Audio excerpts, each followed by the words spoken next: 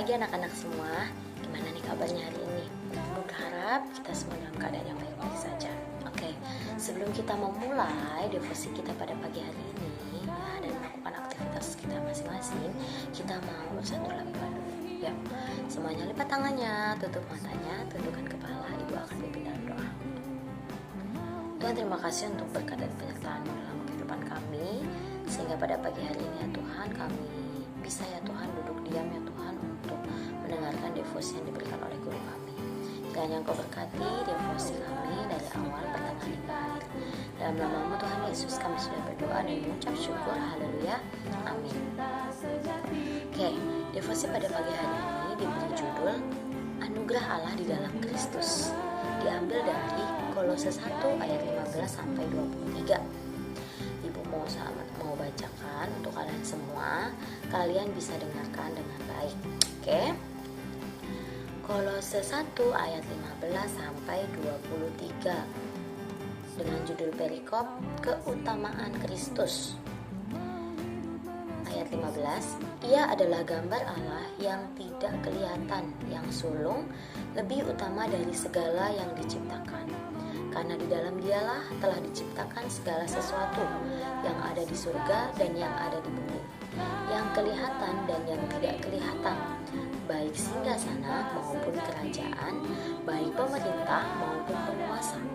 Segala sesuatu diciptakan oleh Dia dan untuk Dia. Ia adalah terlebih dan Ia ada terlebih dahulu dari segala sesuatu, dan segala sesuatu ada di dalam Dia. Ialah kepala tubuh, yaitu jemaat. Ialah yang sulung yang pertama bangkit dari antara orang mati, sehingga Ia yang lebih utama dalam segala sesuatu. Karena seluruh kepenuhan Allah berkenan diam di dalam Dia, dan oleh Dialah Ia memperdamaikan segala sesuatu dengan dirinya, baik yang ada di bumi maupun yang ada di surga. Sesudah Ia mengadakan pendamaian oleh darah salib Kristus, juga kamu yang dahulu hidup jauh dari Allah dan yang memusuhinya dalam hati dan pikiran, seperti yang nyata dari perbuatanmu yang jahat, sekarang diperdamaikan di dalam tubuh jasmani Kristus oleh kematiannya, untuk menempatkan kamu kudus dan tak bercela dan tak bercacat di hadapan. Sebab itu, kamu harus bertekun dalam iman, tetap teguh dan tidak bergoncang, dan jangan mau digeser dari pengharapan Injil yang telah kamu dengarkan dan yang telah dikabarkan di seluruh alam di bawah langit, dan yang aku ini, Paulus, telah menjadi pelayannya. Demikianlah ayat Alkitab yang bisa Ibu bacakan. Nah, anak-anak, dalam sebulan ini kita sudah merenungkan ya apa yang terjadi ketika dosa masuk di dalam semua aspek kehidupan manusia, ya, dan apa pemeliharaan Allah yang jauh lebih besar juga masuk dalam setiap aspek kehidupan kita, gitu ya. Nah, jadi ketika dosa itu masuk ke dalam setiap aspek kehidupan kita, jangan sampai kita lupa bahwa Tuhan itu juga memberikan anugerahnya atau pemeliharaannya itu jauh lebih besar kepada kita. Nah, tetapi apakah kalian menyadari? Ya, apakah kalian menyadari bahwa dalam agama apapun tidak ada kemungkinan bahwa Allah itu menjadi manusia dan rela menjalani hidup setiap tahap hidup manusia? Coba, ada nggak?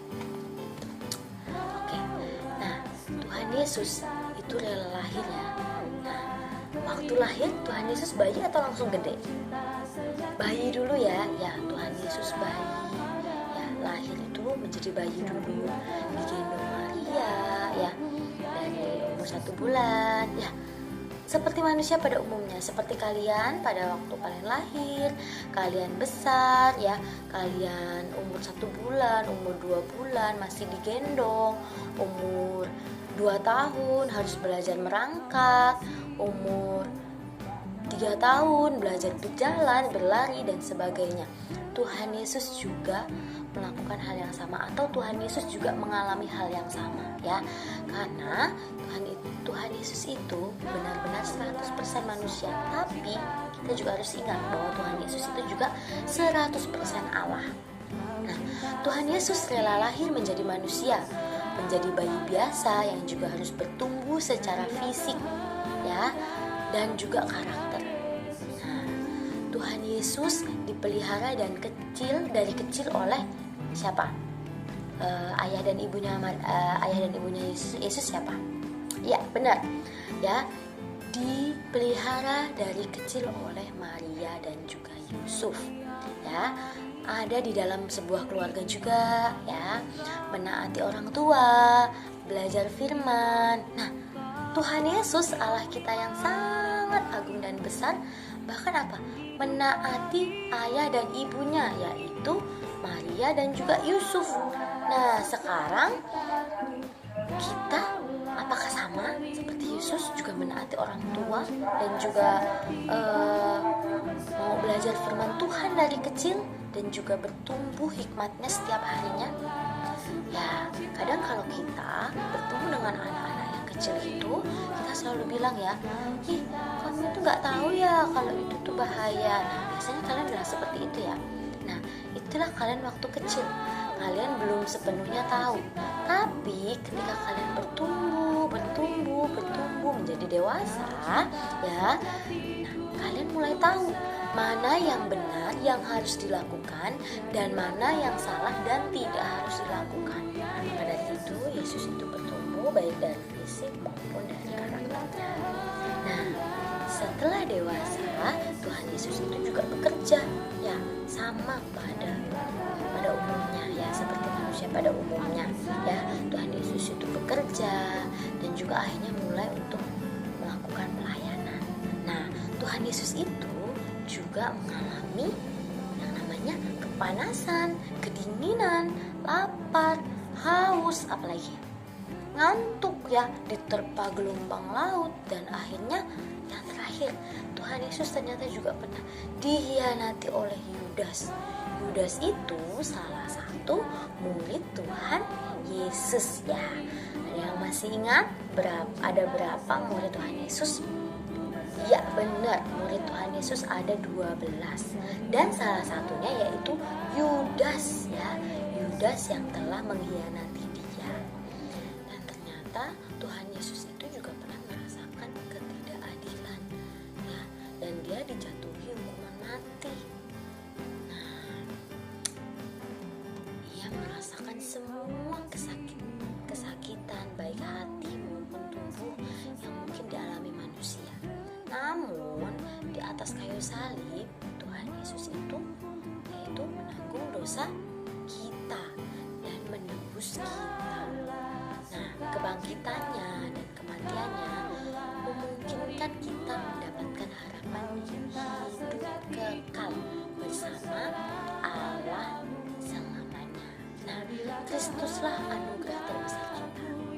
Sekarang, sudahkah kamu menerima Kristus sebagai juru selamatmu?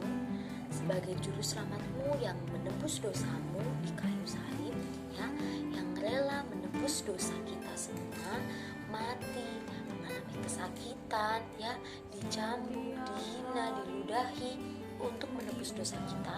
Apakah kita sudah menerima Tuhan Yesus itu sebagai juru selamat kita? Nah, kita bisa renungkan di dalam renungan pagi ini. Oke, sekian devosi yang bisa Ibu sampaikan. Kiranya pengorbanan Kristus di kayu salib tidak kita lupakan begitu saja, tapi benar-benar kita menghidupi pengorbanan Tuhan Yesus di kayu salib untuk menebus dosa kita ya. Kita harus terus mengucap syukur, mohon pengampunan atas setiap dosa yang selalu kita lakukan ya.